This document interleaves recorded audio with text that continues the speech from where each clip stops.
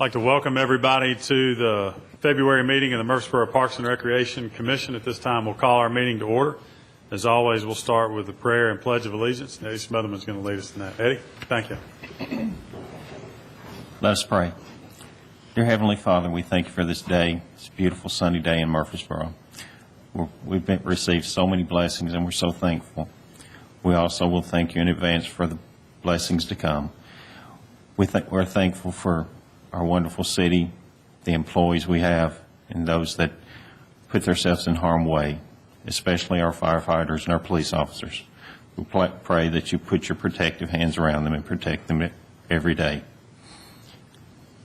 We as a board are about to make decisions over the Parks and Recreation Department. We pray that we receive your wisdom and guidance and make wise decisions. In these names we pray. Amen. Amen.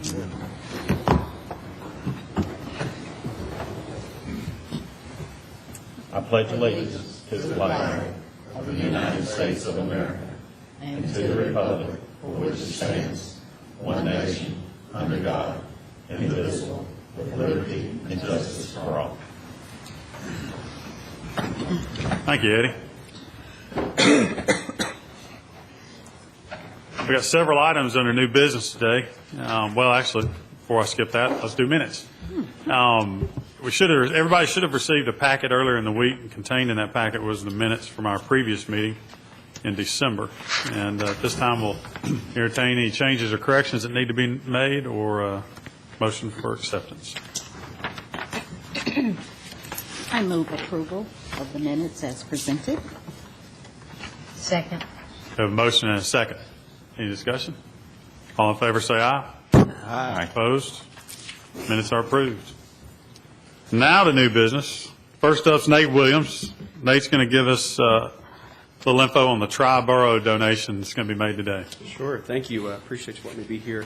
About 5 years ago, a group of citizens here in Murfreesboro came came to our department wanting to start a triathlon here in Murfreesboro geared towards kids. The main focus was get kids involved with activities that they might not otherwise be involved in, and then build lifelong skills and abilities that keep them in the fitness realm for years to come.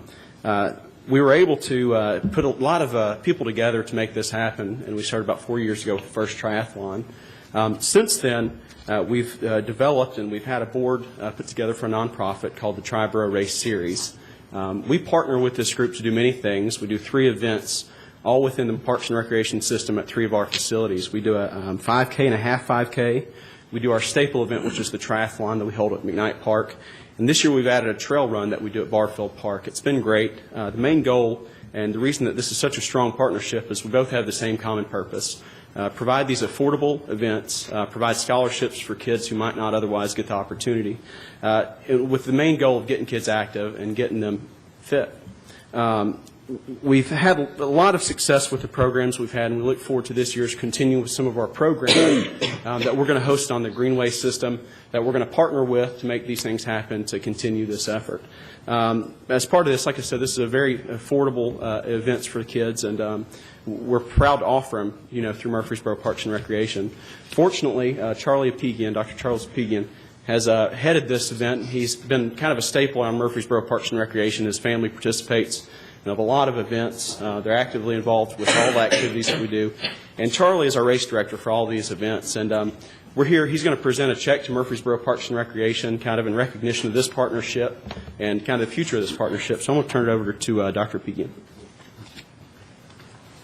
Thank you for your time today. I won't take long here, but I did want to share what I thought were some interesting numbers that by just looking at all the kids that have come through our events over the last 4 years. We have hosted 8 different events since 2009. We've had 4 different triathlons. We've had 2 different runs in May at Gateway Island. We've hosted 1 duathlon, which is where you run, bike, run. And then we also had, in October of 2012, we had a trail run, which was at Barfield Park, one of the most scenic and beautiful times of the year at that time. We've had a total of 1,444 registrations. That's 784 different kids that have participated in our events. And that doesn't include the over 20 clinics that we've had at the Greenway over the last 4 years as well. 629 different families have been part of our events as well. So obviously families have more than one child. 370 of those are from Murfreesboro. So it's, I would say, more of definitely a local event. Our triathlon, we actually get people from over 5 states, and that's become kind of a more regional event. But we like to think of our run that we do in May and then also our trail run in October as an event that's meant to be very local. Last year at our 2.5 and 5K, that was on May 11th, we had 331 kids run. 280 of those were from Murfreesboro. And what we've done for the last 2 years now is we've put together this program called the 100% Challenge. 10,000 kids in Murfreesboro have received this booklet, and that's either in the city schools or with the help of Parks and Rec at SportsCom in Patterson Park. And what they do is they keep track of their actual activities, and then hopefully some of them will come to our event in May, and we're going to do everything we can to reward them. Our events are extremely affordable, and we are on a shoestring budget most of the time. We could not do this without Murfreesboro Parks and Rec. With the use of SportsCom, Barfield Park now, as well as Gateway Island and the Greenway system, and numerous individuals, not just Nate, Melinda, and so many others, but the staff will come out. And every time we show up to one of these events, it is immaculate. You can tell that they were there the night before, sweeping the streets, making sure everything is beautiful. So when people come in from other cities, what they say is that is the best run and most beautiful event that we have seen for kids. And so I hope we are doing the city proud, but personally, as well as our other board members, are most proud of what Murfreesboro Parks and Rec does for this city and then for our events. So with that, we have a small token of our appreciation. There's not enough money, but when there's a little bit of money left over, you want to give it to those that mean the most to you. And for us, that's definitely Murfreesboro Parks and Recreation. So Nate, I'd like to present you with a small check for $500, and really appreciate everything that you guys have done for us. Thank you. Charlie, thanks so much for being here, and well, we appreciate your kind words and comments. Like so many of our other programs, we couldn't do it without you. Thank you. So you're what makes the difference, and we appreciate it. Mr. Chairman, I'd like to add that my son participated last May in the run, and we went out to watch him running that, and I was very impressed with the crowd, and the kids were just having a blast. So hope that continues on. I'm sure it will. Thanks, Charlie. Nate, thanks. Bart Fight's going to join us today and give us an update on the buy one, get one free and discount specials at SportsCom and the Patterson Community Centers, and then a recap of the Polar Bear Plunge. Mr. Chairman and members of the Commission, I just want to come to you today to present a couple of activities we had in December and January and give you a recap on our sales on our buy one, get one free, and also our 25% off sale. This is the 6th year we've done our buy one, get one free, and on your screen you can see the totals of all our sales through December at Patterson Park and also SportsCom, and also our 25% sale that we had in January. Our customers really look forward to this sale, and including new people in the community. When they hear about this, they say you can buy 1 year and get one free, and they're very excited about it. A lot of our customers give them as Christmas gifts, or give them to their kids, give them to their spouse or whatever, or they keep the 2 years, which is one of the best deals that I think we have in Murfreesboro. So, a lot of our customers take advantage of this. As you can see by the figures, SportsCom and Patterson have done quite well on this in our 6th year.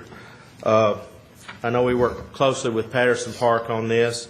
Their sales are up, ours are up. And I don't know if Tom was aware of this, but we had a wager on who sold the less passes. They had to jump in the Polar Bear Plunge next year. So, Tom, we'll see you in 2014. But But both our centers have done very well, and like I said, we work closely with Patterson, and I know their staff has worked very hard. Their front desk, our front desk, has worked very hard. I know Tommy Gregory, our operations coordinator, gets these facts and figures together for us, and they do a lot of business in December toward the end, and then also in right after the New Year's resolutions come in and people want to come in and work out. And we've been very busy, as well as Patterson, these last couple of weeks here in January. So we hope they continue to come, and hopefully they'll take advantage of the sale next year. So as you can see by the totals, both centers have done very well on this activity that we offer, or memberships we offer to our customers. It's awesome. Anybody got any questions about the program for Bart? All right, and give us the news on polar bear. All right. Well, I want to give a recap on our polar bear plunge, which we had on January the 5th, and then we'll show a little video that we took. The cable people were nice enough to make for us. What we've been doing for the last 3 or 4 years, we've been having an Arctic adventure, which is from 8:30 to 10 in our gym. I know Thomas Laird's get games and activities together for all the kids. I know Nikki Hensley and her staff, Zach Jones, have all the lifeguards there manning the games from 8:30 to 10. We have refreshments, we have T-shirt sales, we have all kind of activities for our kids in the community. And Mayor Tommy Bragg came out this year and was our MC and did a great job. At 10 o'clock, what Mayor Bragg did, he got everybody together after we had a costume contest, which I want to mention the prizes there. Fleet gave her a $100 gift certificate to the winner, and also Firehouse Subs donated sub sandwiches to all our runner-ups. So I appreciate them donating their stuff they have to give for the kids here. We had over 500 attend in our Arctic adventure. Not all of them jumped once we went out to the pool, but at 10 o'clock we all went out to the outdoor pool, and it was one of the coldest days we've had. The outside temperature was 33 degrees. The pool temperature was 36 degrees. And we had our maintenance staff dump around, 15 to 20 5-gallon buckets of ice into the pool to try to add to the atmosphere out there where it was already cold enough. But, some people wanted it colder, I guess. But anyway, like I said, the water temperature was cold, but at right after 10 o'clock, Mayor Bragg counted down, 10, 9, 8, 7, and he hit 0. Over 313 brave souls jumped into the water and immediately scampered to get out to go to our indoor pool, which is 86 degrees. So we let them stay in there for, so they warm up to get their belongings and they can come back for 2014. But it's a great event. Like I said, it's our 10th year. The people seem to love it. I know the community's excited about it. So, we hope to continue this, all into the future. I know Miss Madeline Scales Harris says she has promised to jump next year, and I think we have it on recording, but if I can round that up. But she has promised, so we're looking forward to seeing her next year. Oh, she did, okay. But I want to thank Nikki Hensley and Zach Jones who were with. They had a lot to do with behind the scenes work, and it was a great event. And let's see, Ricky Turner was there. I know my city manager Rob Lyons even came out. He jumped, and I know Mr. McFarland, Shane McFarland jumped, and Ricky Turner was there in moral support. He didn't jump, but he was there in support. So, but we appreciate them coming out. We hope to see all of you next year. And we do have a short video to show you about the polar bear plunge. If there's not any questions, all right, Let's see it.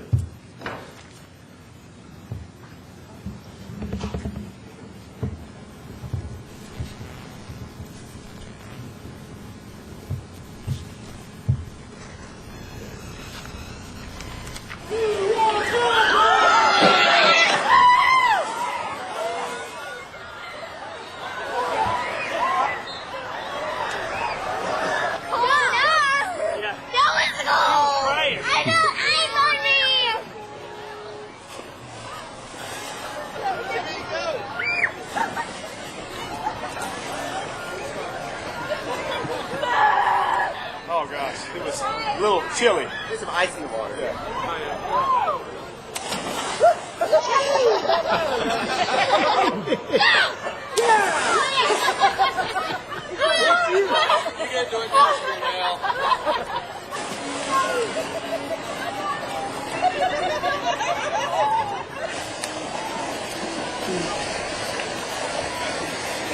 Some of them chose to go down the slide, which I can never figure out. It's freezing. Are we jumping? Yes. All right. Ready? Yeah, don't back it down now.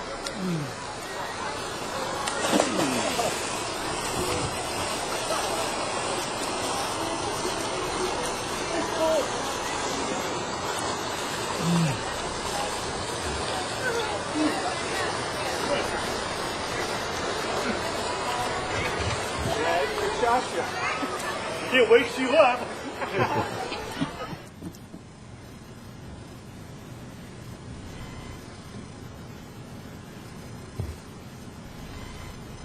Okay, so not any questions on that? We'd like to invite everybody, 2014, we can sign you up today if you'd like.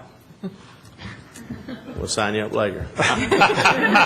Bart, I'd like to be known as one who has a lot of common sense and kept my coat on while that was taking place. I agree with you. But I will say the smart ones in the video jumped towards the ladder. So it looked like getting out of the water was a pretty high on the priority list. Will the video feature Tom next year? I believe it will. We've got him on. We've got him on And stage Madeline. next year. That's right, and Madeline. We've got him. Thanks, Bart. Thank you. Well, Mr. Chairman, one of the other comments too is one of the things we try to do in our department is we try to do things that helps the community. And we know that the food shelves at many of the food banks are empty after the holidays, and we usually pick a charity to give that to. We ask for non-perishable items. We had almost 800 pounds of non-perishable food that went to Greenhouse Ministries. So it was a good event and then a good outcome Awesome. afterwards. It's always a fun event. Ron Steed, welcome, my friend. Thank you very You're going much. to give us an update on Patterson Park community programs. Yes, sir. I'll do a very quick PowerPoint presentation. I want to thank you guys for having me this afternoon. Won't be here very long. What I want to do is present some programs that we did in the month of January and formally invite you all to our February events in observance of Black History Month. I want to talk about the Teen Summit 2013. This was the first time that we did this event. We did it on January 18th at 6 p.m. During that time, our objective for our event was to encourage Rutherford County teens, specifically Murfreesboro teens, to dream big, to list out their dreams, pursue those dreams, and if dreams are rerouted, learn how to adapt and still see success in their lifetime. The way that we introduced this was to introduce them to 4 Murfreesboro natives who have seen success in their passions, who followed their passions, and have achieved a level of success in their particular industry or areas of interest. We also had a couple fraternity and sorority organizations from MTSU come and give these kids a positive message through step dance. Some of the players that we had there, we had as a host Mr. Eric Davis, who was a finalist in an MTV Loud Records contest and the grand prize winner in a contest held by Interscope Records. He's also been featured in a number of television shows, NBC, ABC, CBS, and Fox News. Mr. Robert James, who is formerly administrator over at Riverdale High School, was a 3-time Pro Bowler, also a Buffalo Bills Wall of Famer, came and spoke to the kids. Unfortunately, his career was ended through injury, and so that wasn't something that he necessarily had planned for, but he was able to adjust and achieve some things even after his dream was shattered, for lack of better terms. Craig Watkins, who's known in our community for cat choreography, he is the owner there, has been a choreographer for Tamia, R&B sensation. He works with a lot of the Murfreesboro city teens and smaller youth on developing their dance skills. Mr. Todd Johnson, who is also a Murfreesboro native, also part owner of Cat Choreographer. You might remember him from the MTV hit show America's Best Dance Crew, when he danced with Southern Movement. They lasted for a couple episodes there, and the teens and youth were able to relate to them very well. Also, Miss Angela Bingham with the Bingham sisters, who are very well known throughout the city here for their beautiful voices with her and her sisters. They had the opportunity to appear on Bobby Jones Gospel, which is a very long-running gospel show there. And the organizations that were involved in step dance was Alpha Phi Alpha Fraternity, Alpha Kappa Alpha Sorority, and Delta Sigma Theta. And the results of that event, we had over 300 teens, participants, and parents at that event. We were able to conduct surveys. We got 85 surveys back from our teens that asked questions like if they wanted to be involved in future events of this nature, in the planning process, what could we do better on that particular event, what area of town they're in. We collected zip codes so that we know who we're getting, what their high schools are, and a number of other things that pertains to their interest and how we can improve on events of this nature in the future. We also generated 200 teen emails for future initiatives of this sort. And overall, we had a wonderful community response from this event. The next event I want to talk about really quickly is our community, our health fair that we partnered with Rutherford County Health Department on. During that event, our objective was to connect health support agencies in Murfreesboro with our community members.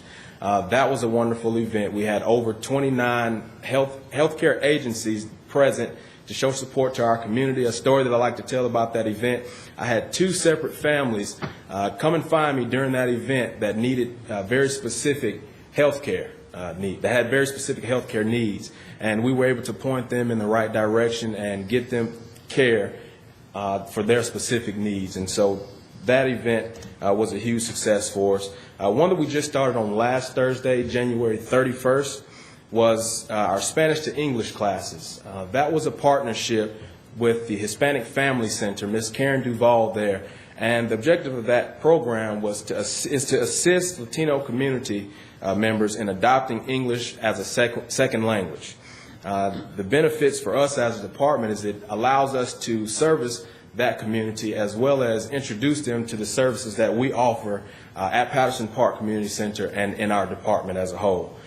We had over 100 ESL students show up, adults and youth, and they were greeted by 30 Spanish-speaking volunteers. And something that was really exciting to see was some of those families come in that don't speak English, that had a look of concern on their faces, but were greeted by Spanish-speaking volunteers, and instantly you would see their faces light up. So that was a very encouraging sight for us, and we look forward to hosting that event every Thursday at 6:30 p.m. Through May 16th. Now for our upcoming events in observation of Black History Month. On February 8th, we will host our annual Black History program, I Am the Dream. During that time, we'll have African dance. We will have our youth perform dance and expressions. We will do a tribute to Harriet Tubman and Dr. Martin Luther King. You will not want to miss this event. It will be wonderful every year to smash it with our kids in our community. So I encourage you all to be there.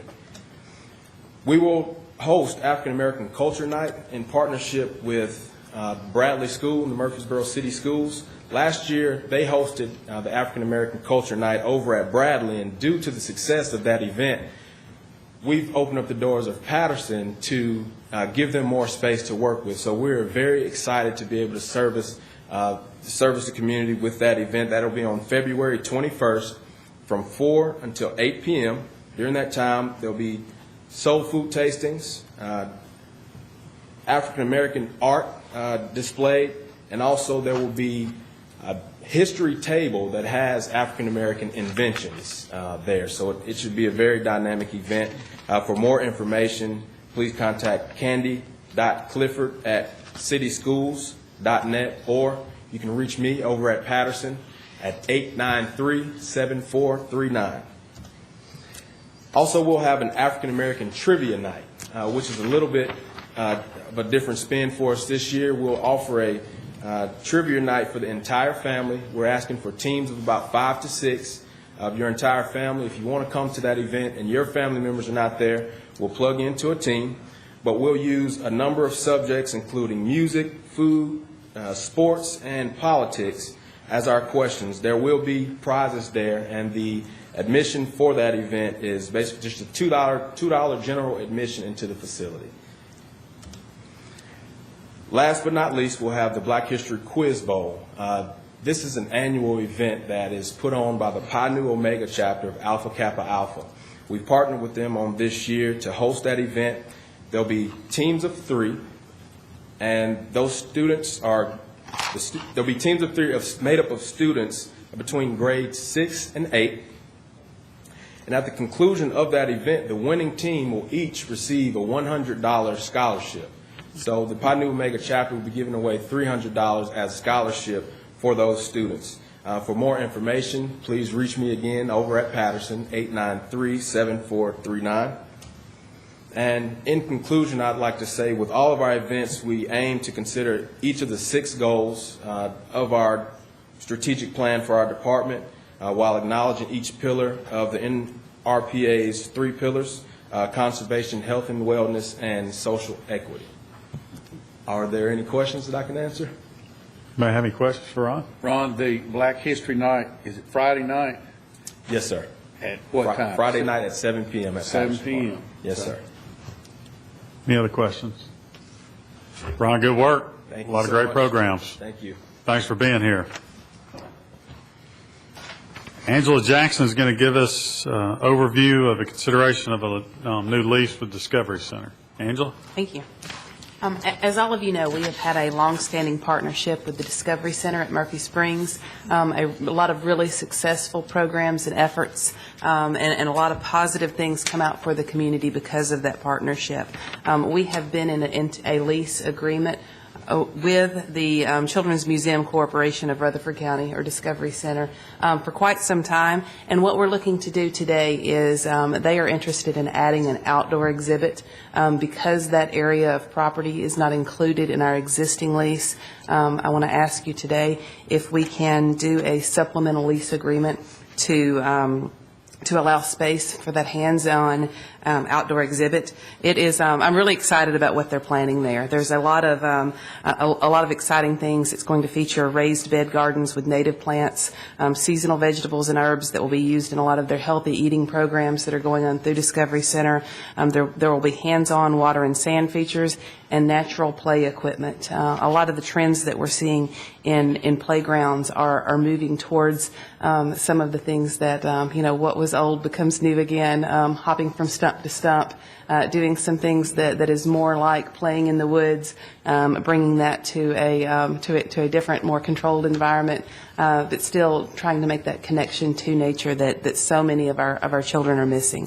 So the activities and the outdoor exhibit that they want to add to the museum is going to be adjacent to the Discovery Center, basically in that on the hillside between where the patios are and the newer parking area is the property that we're looking to do that.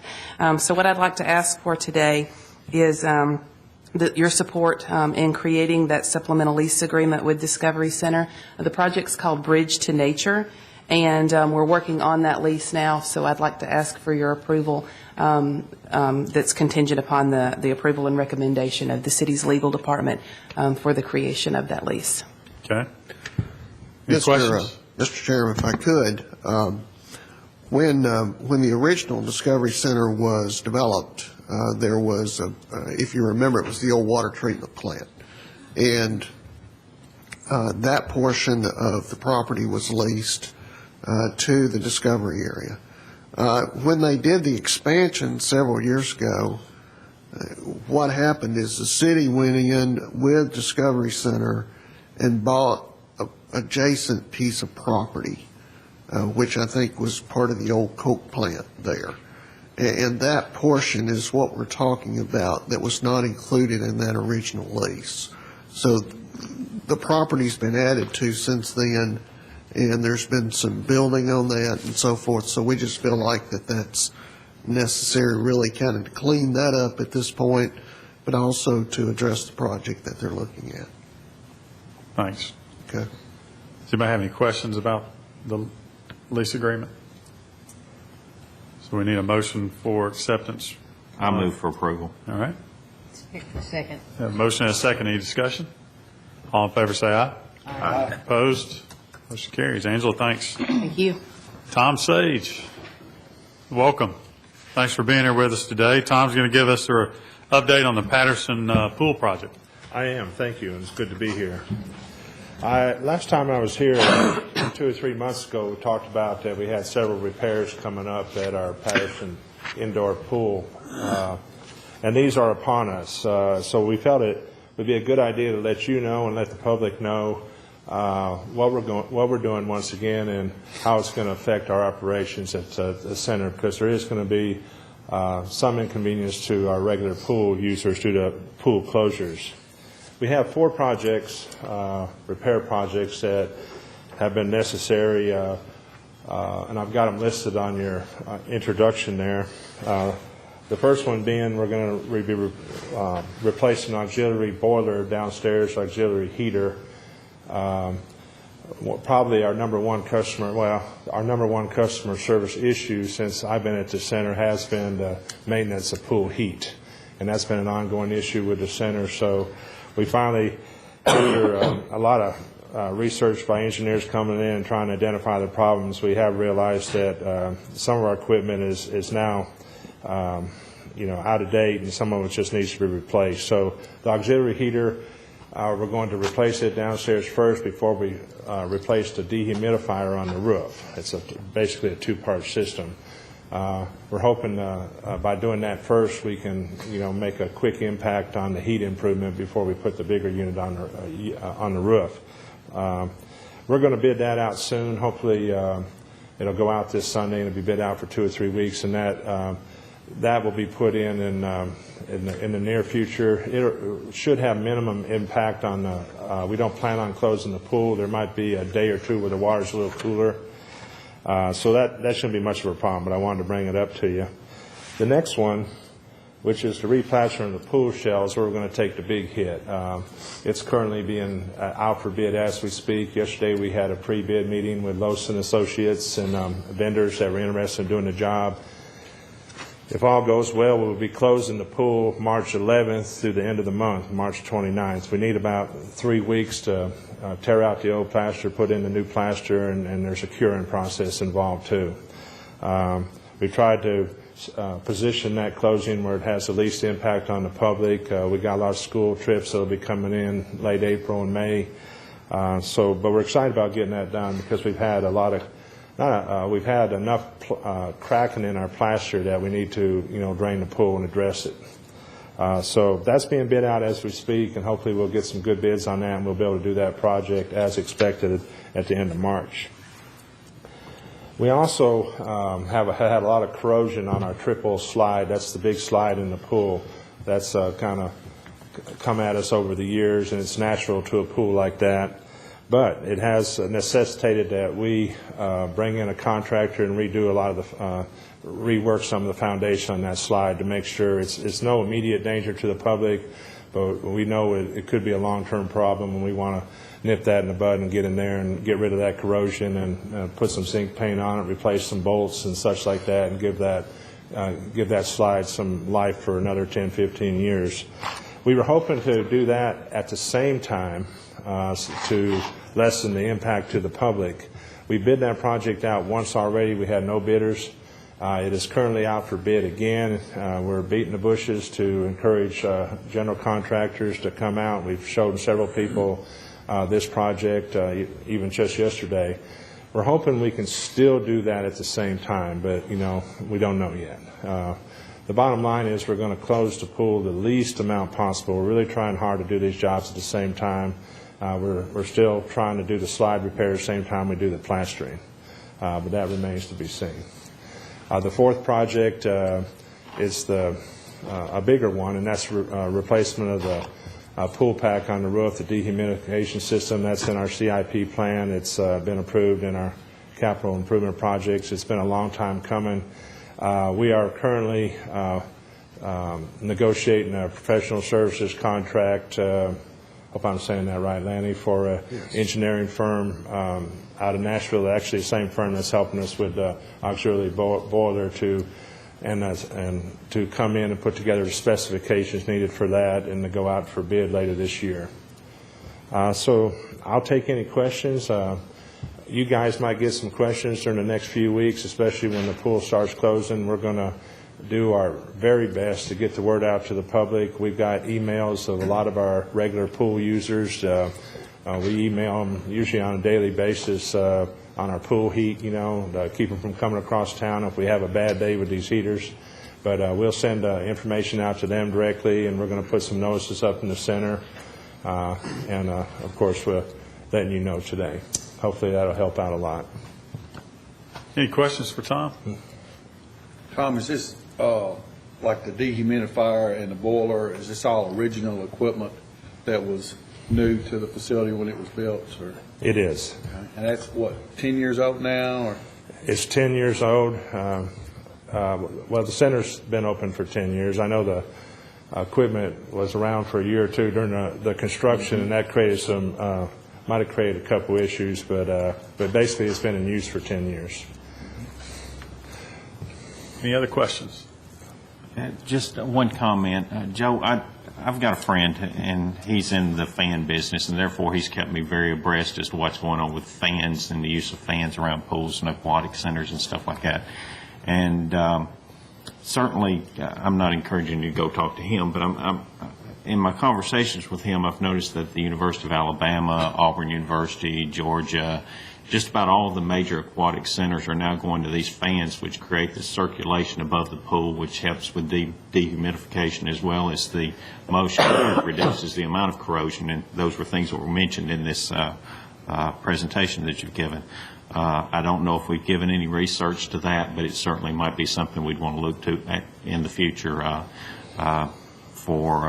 for those very reasons. And so if you haven't considered it, you might want to look into it. If you've already looked into it and you've decided it's not advantageous to us, that's fine as well. I think we're on the same page with you. We have had several discussions with the engineering firm, and there's Lanny might speak better to this than myself, but there's been some new technology that calls for the ductwork to be lower in the center instead of higher up on the roof. Does that same thing you're talking about, that creates better ventilation and just really has a lot better effect all the way around. Lanny might be able to speak to that. Mr. Smotherman, the fans are one of the things that we've discussed because there is, I guess you could say, kind of poor circulation when that dehumidification system is not working. And then you have issues of people trying to open doors to try to get some kind of circulation coming in. We, in an enclosed environment like that, have a big buildup of what they call trichloramine, which comes off of, and it's one of those things. I think that what we're doing here is not going to be the 100% answer. I think we're still going to have to go to what you're talking about with some type of ventilation to aid in that. I'm not going to say it's an end-all solution, but it certainly seems to have been very successful in other places. And I've seen that. In SportsCom as well. I've seen that application in other places, and it does work. But you do have to balance it when you put in the dehumidification system to keep it from pulling the heat and so forth out of the air as well. Right. So we'll engage our engineer, which is a mechanical person that deals with airflow and heat and humidity and so forth, and we'll make sure that he takes a good hard look at that. Okay. Thank you. Thank you. Good comments. Any others? Tom, thanks for being here. Thank you.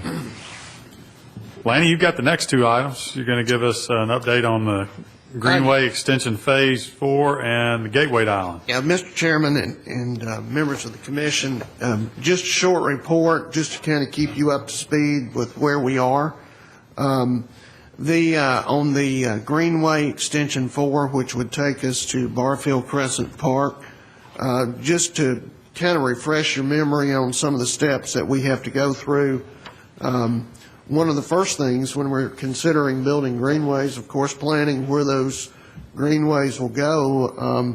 There was an advanced planning document done, I guess almost 10 years ago now, on that particular section of Greenway, which came from Old Fort Park all the way out. There was sections 1 that started there in the park itself and moved out to section 2, which brought you to Case Lane, Section 3 brings you where we are now. Section 4 takes you to Barfield Crescent Park. In each one of those developments, what you have to do before you get to the construction part is the advanced surveys, making sure where the center lines are, so as you start to plan the Greenway and start developing the Greenway, you can look at a lot of the different issues that goes into it, the floodway, the floodplain, just really where you need to place that Greenway, where number one, it will function in that type of environment. Number two, what we try to do is minimize the impact to any of the residents or businesses that we may affect in terms of land. Once we've done that and done the surveys, we do what we call kind of a phase one construction level so that we can see where we need to be in acquisition so that we can start the development of that plan, so we can go out and have the surveys done so we can develop deeds or leases.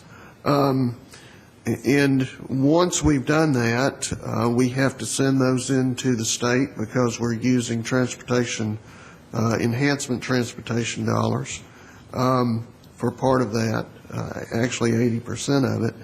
And that stage has to be approved. And so we passed that approval stage, and now we've moved to the offer stage where we're looking at acquiring the land. That portion is where we are right now.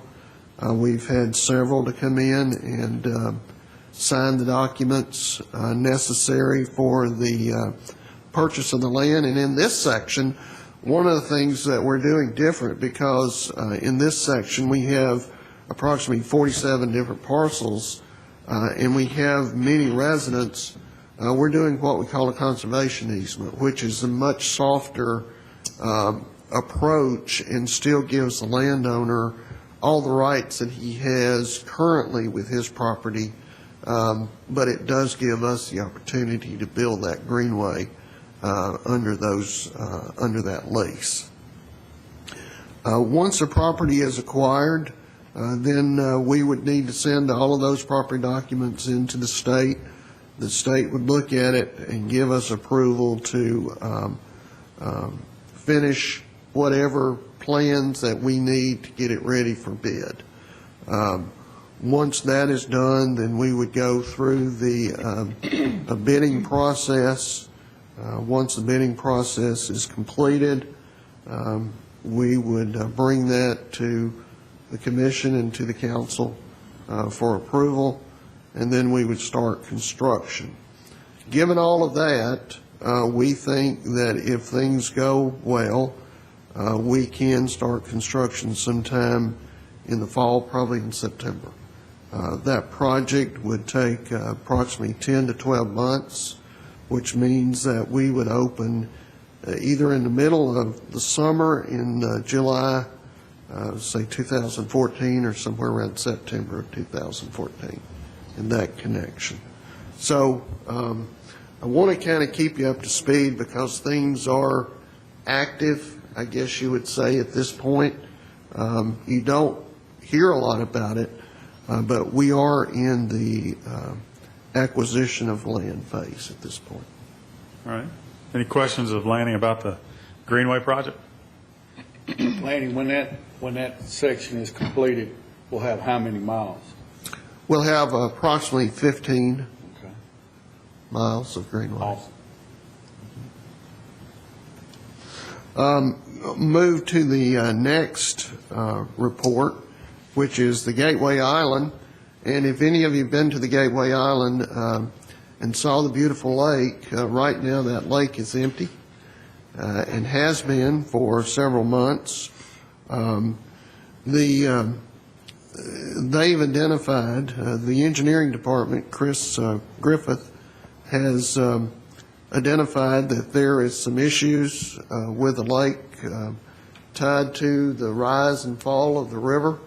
There's what they call karst topography under that particular lake, which means that it is very irregular and has voids, and you can go in and you can do I guess kind of a Band-Aid on fixing it and so forth, but what we've been looking at is making sure that when we do make the repairs, that they are more of a permanent fix. We thought at first we had corrected that. Over time, those corrections have failed. And so Thursday, I guess tomorrow night, Mr. Griffith will be bringing a recommendation to the City Council for approval to make the corrections necessary to the lake so it will hold water and make the fix that will move us forward. Now, one of the reasons that we put this on here is I know we've been getting calls. I don't know if you have gotten calls. Many people that have bought land out there around the lake has made those decisions because of the beauty of the lake, and right now it's not very pretty, and they're wanting to know when it's going to be repaired, when we're going to put the water back in it. So it looks like that if that is approved tomorrow night and they move forward with their repairs, it'll be somewhere around March 23rd when we'll have that back up and have that functioning.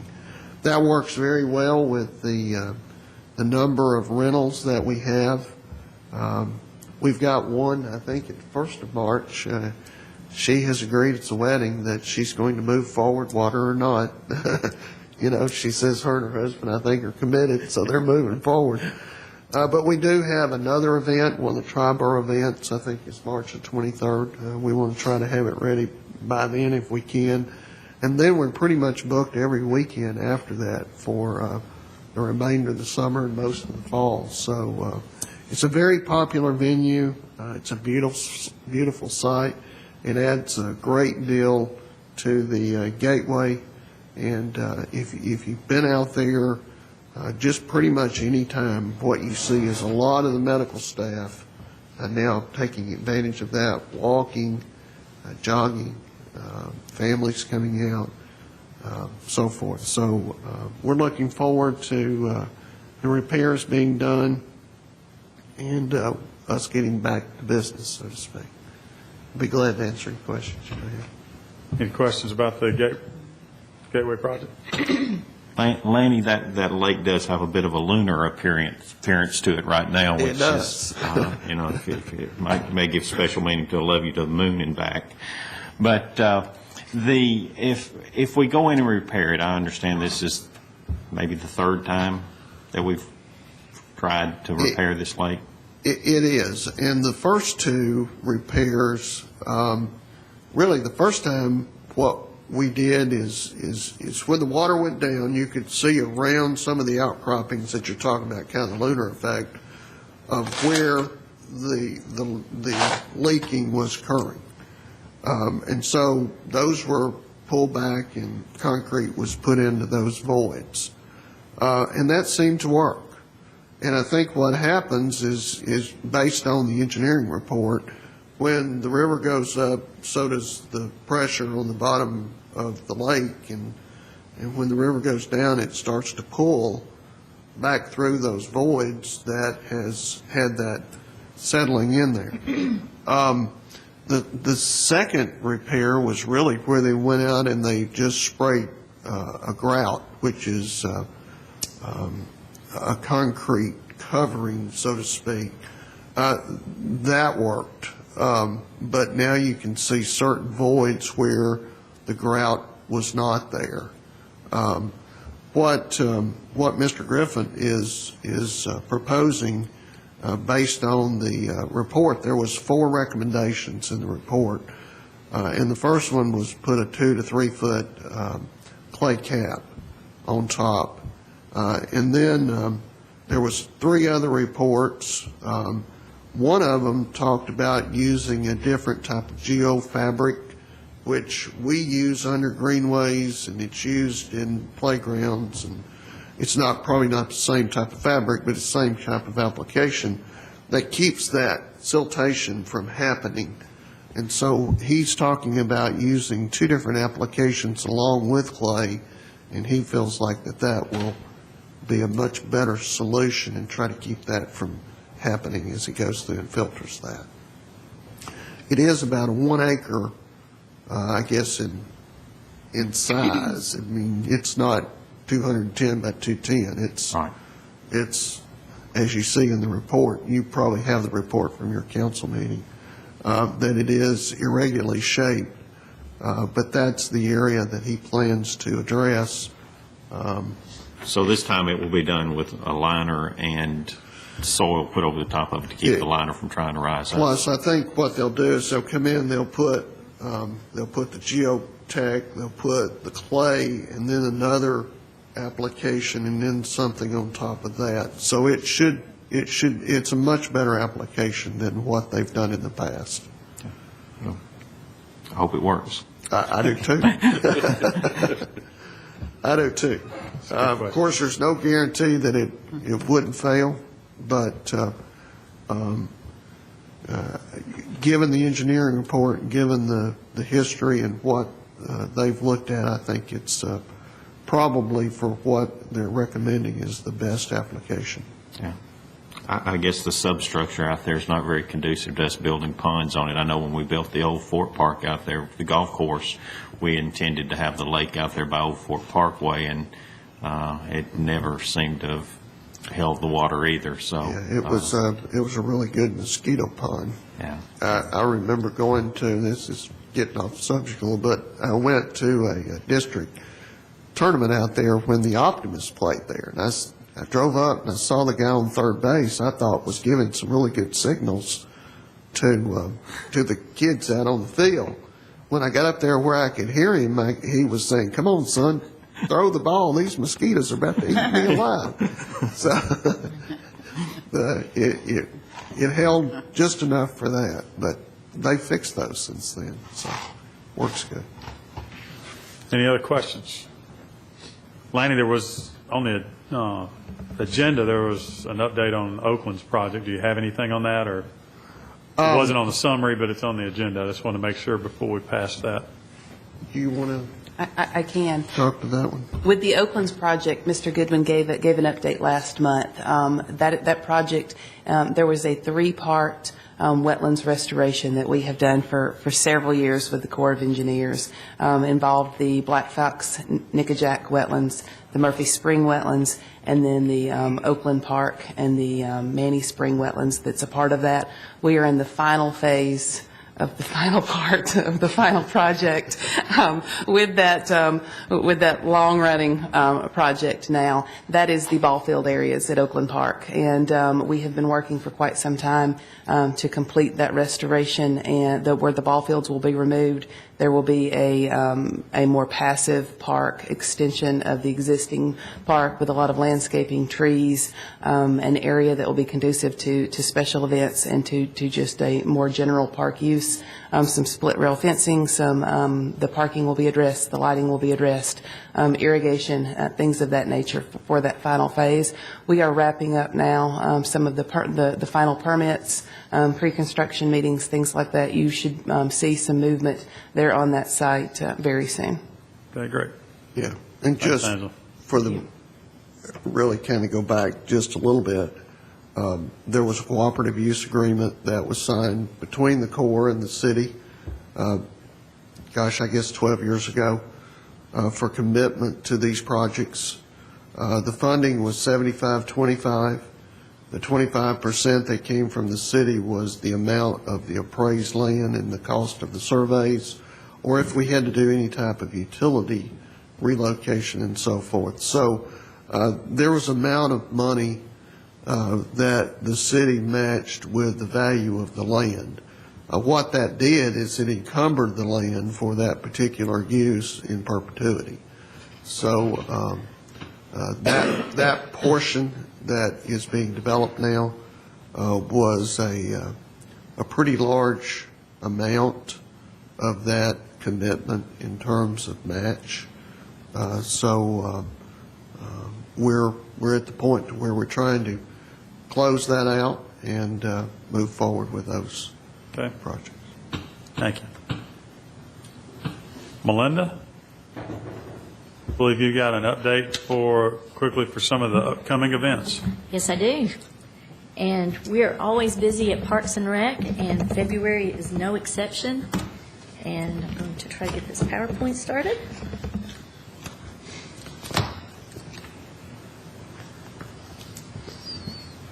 Let's see.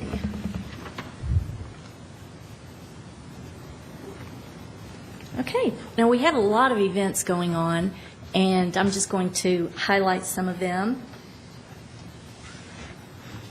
Let's see if I can, I may need some help with this. Sorry. We also have a lot of our events listed in the Rec Connection, and you could pick these up at Patterson Park and SportsCom. You can also download it online at murfreesborotn.gov/parks. And you can see all of the different programs that we have going on, but this is just a highlight of some of them. In February, we've got at the Wilderness Station, Music in the Wild, and this is a music-filled evening with the Jim-Along Josies, and they'll perform some of their original songs that preserve the culture and music of the past. And this is a fun band full of personality. It's free for all ages on Saturday, February 9th, and the doors open at 5:30, and the music starts at 6:30 and lasts till 8:30 p.m. And for more information on this event, contact Rachel Singer at 615-217-3017. And as we know, February is the month of love, and we just want to remind everyone that at Cannonsburg Village, we have the beautiful Williamson Chapel complete with ornate stained glass, and it's the perfect location for a historic Southern wedding. And for more information on weddings at Cannonsburg, you may call the Cannonsburg office at 615-890-0355. Now, Ron has already touched on the I Am the Dream event at Patterson Park. This is part of the Black History Month. The event will be held, and it's for all ages, on Friday, February 8th at Patterson Park Community Center Theater, starting at 7 p.m. And for more information, you can contact Ron at 615-893-7439. And another event that he's touched on is the Serving Up Soul Food Cook-Off at the African American Cultural Night. And it's Patterson Park and Murfreesboro City Schools, and we're celebrating the African American community and families. And some of the activities will include African American art, dance, music, poetry, and song, the Serving Up Soul Food Cook-Off, exhibits, and community partner booths. It's for all ages on Thursday, February 21st. Starts at 4 o'clock and lasts till 8 o'clock p.m. at the Patterson Park Community Center, and the cook-off is free.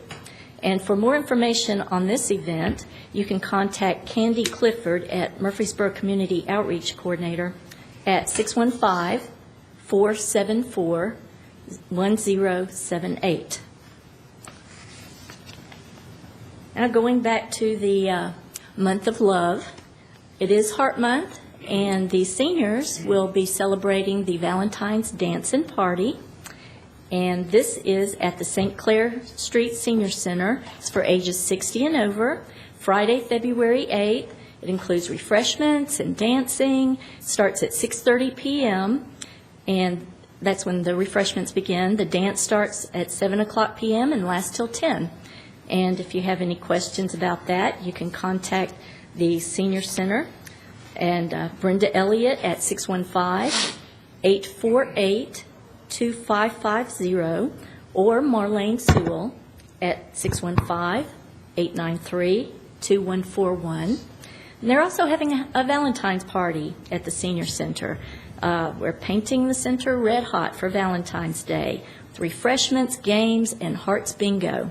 It's co-sponsored by the St. Clair Street Senior Center for ages 60 and over on Thursday, February 14th, from 9 a.m. to 11 a.m. at the St. Clair Street Senior Center, and the party is free.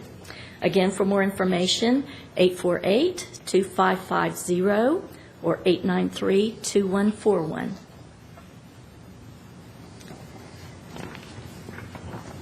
At the Sports Com, we're getting healthy there, and we're always looking for heart-healthy activities. And at Sports Com, you work out and receive a kiss, and that's one Hershey kiss, by the way. And attached to the kiss will be heart-healthy ideas and tips. 3 kisses will have a coupon attached for 1 hour of free personal training. Only 1 kiss per person for the day. And they want to wish everyone a happy Valentine's Day from the Sports Com. And just a reminder, we are now online. We are on social media, on Facebook. You can find us at Murfreesboro Parks and Recreation, Murfreesboro Athletics, and also the Murfreesboro Greenway. And this is a great way to see last-minute suggestions or notifications. For example, if the Greenway is closed due to flooding, it's a good way to stay on top of things that way.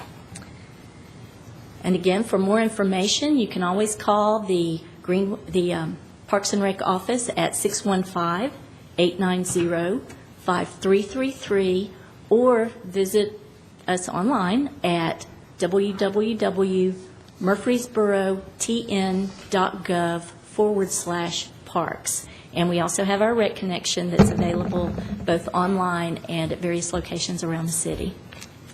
Thanks, Melinda. Thank you. That concludes our new business. Any items to come for the commission? Being none, we stand adjourned. Thank you. Thank you.